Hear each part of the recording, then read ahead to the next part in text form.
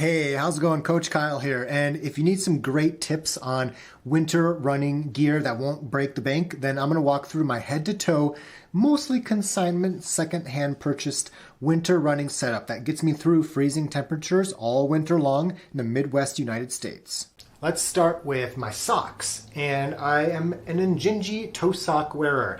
I wear these all year long. In the winter, I typically bust out the ankle high ones versus the no-show Injinjis. But otherwise, for most of my winter running, I'm still wearing these. Moving up from my toes are my legs. And I recently discovered that my tights are actually called leggings.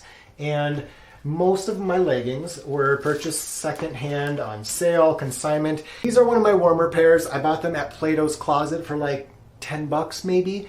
And they do a great job of keeping my legs pretty toasty in the winter. I have some super awkwardly fitted fleece-lined joggers, I guess, and they're almost even too warm around 20 degrees Fahrenheit, but I'll bust them out for some short runs. I'm usually not one to wear like sweatpants, but they're really warm, and so I'll bust these out for some short morning runs.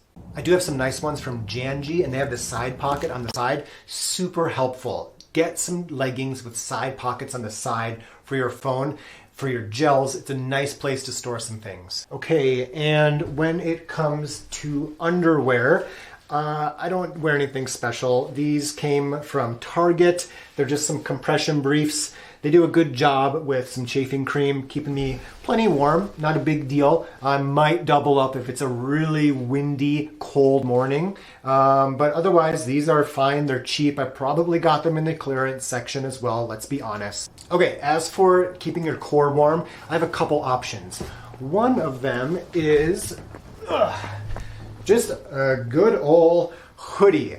And these are nothing fancy. I made these myself, Plant-Based Runners Unite, my little logo right there, and they're super warm. These are good, well below freezing. I don't know if I'd wear them under zero, but single digits even, these are okay. They don't breathe very well. I'd rather stay warm, maybe extra warm, rather than have layers and breathability. So the hoodie, again, not super warm. It's one layer with a t-shirt on underneath, but knowing that I have warm gear helps me get outside in the winter. Now my really warm upper body stuff, I have two Columbia jackets right here. This one's a pullover. I bought both of these for 20 or 30 bucks from Goodwill, and sweet finds. I can run in these below zero with just a t-shirt on underneath, no problem. Last run I did in these, it was -3, and I was running with it unzipped halfway because I was plenty warm with the tailwind.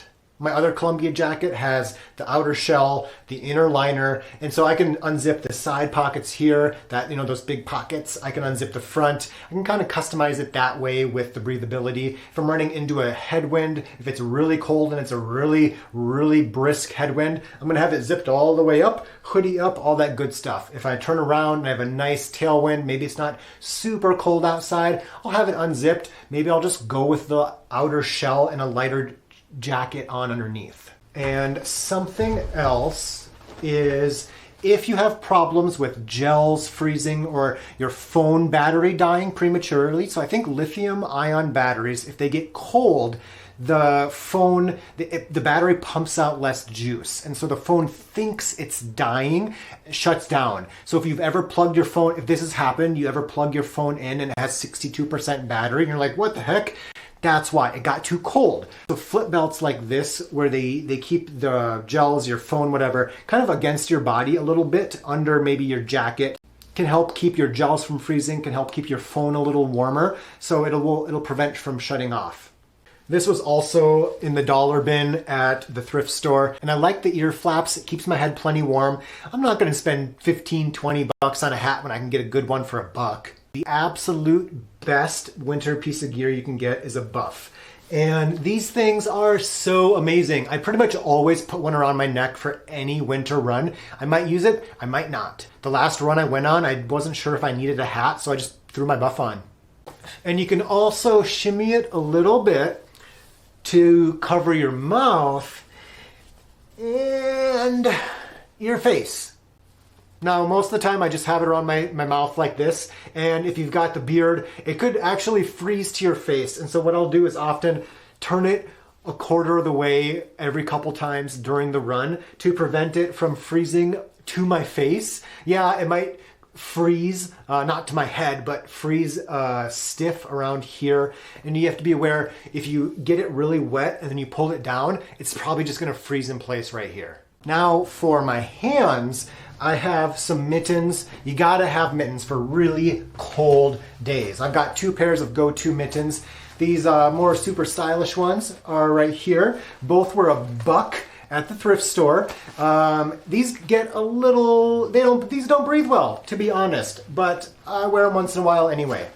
This pair right here has a liner, has the outer shell, really warm. I've done just the shell with a light pair of gloves underneath, but mittens are definitely the way to keep your hands extra warm in those cold months. Bonus tip, if you're gonna be a little more picky, find some that are soft right here, because when it's coarse like this, it makes rubbing the snot off your nose a little uncomfortable.